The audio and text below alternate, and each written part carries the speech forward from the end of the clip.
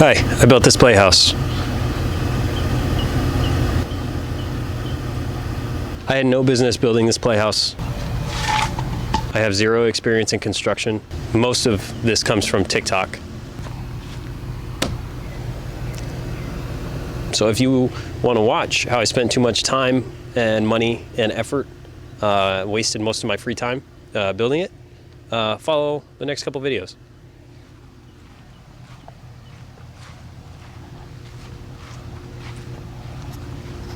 So jumping into it, I haven't built anything like this. I haven't built anything bigger than a Lego set, let alone this playhouse. So I had to do some Googling. I found a pretty cool website that offered free plans. The plan that it offered was only a 6x6 playhouse. I wanted something a little bit bigger, so I kind of modified the plans that they offered to make it a little bit larger. So first thing I had to do was decide what kind of platform I was going to do for the foundation. I kind of settled on like a shed style platform. I went with tough blocks to hold the posts for the foundation. That seemed to be the most versatile and easy way to go about it. Underneath the tough blocks, I just laid out gravel to assist with leveling. Once the tough blocks seemed to be pretty level, then I just went ahead and started building the frame for the foundation. A foundation like this wasn't too complex. I was able to find some pretty good examples on YouTube and TikTok. But essentially, I just put some vertical posts into the tough blocks, which are going to hold up the entire framing for the foundation. It was really just a matter of getting all four perimeter rim joists, I guess we can call them, level. And once they were level, it was just a matter of putting in the floor joists. After the rim joists were fairly level and I felt confident that they weren't going to move, then I went ahead and just cut down the vertical post to size. Each one of these joists was 16 on center, just to be consistent with other framing models. Now, this is something I didn't take into consideration. I opted to go with a 9x6 frame.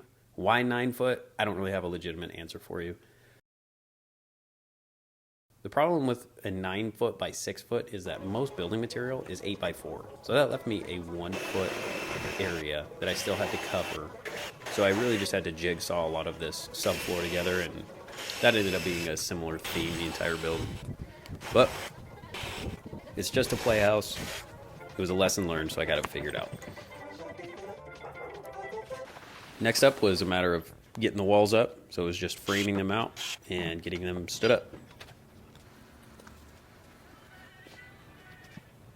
This is another area that I kind of adjusted from the original plans that I located online.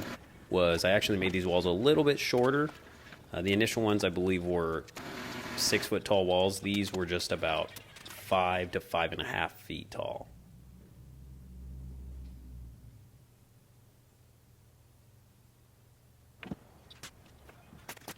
This was another quick lesson that I learned about the order in which the walls are stood up. Looking back, I would have done it differently, but it was just something that I learned.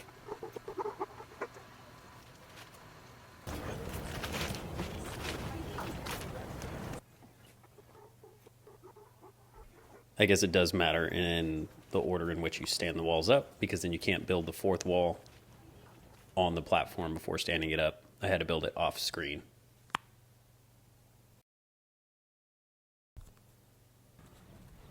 Simple fix. It's just a matter of building it off screen and bringing it back over.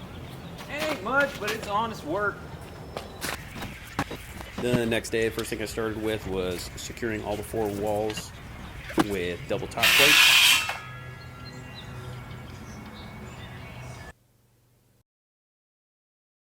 One of the goals from the beginning of this build was to make sure that there was a loft so that my kids have a second floor to play on. So that's what I'm doing now, is just getting the general idea of how the loft is going to look, trying to get appropriate height. And no build is complete without its inspector. I had a couple of them. Make it like orange like that's the back and front door. Yeah, can you stand in it for me?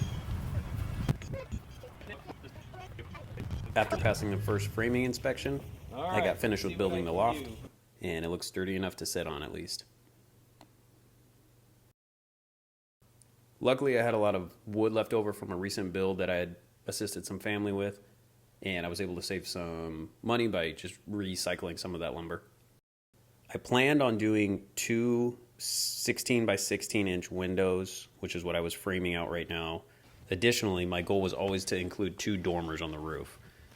Those windows were only going to be 12 inches by 12 inches.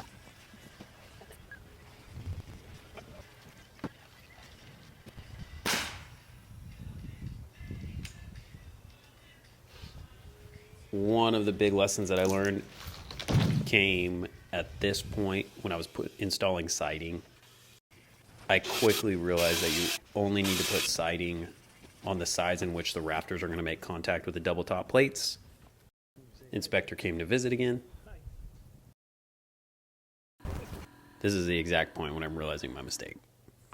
I thought I would fix the situation by cutting this off, but it actually just made things worse because I didn't account for the triangle portion on the sides of the roofs that still needed siding. So again, that was something I had to jigsaw piece together with siding left over, but we'll cover that in the next video.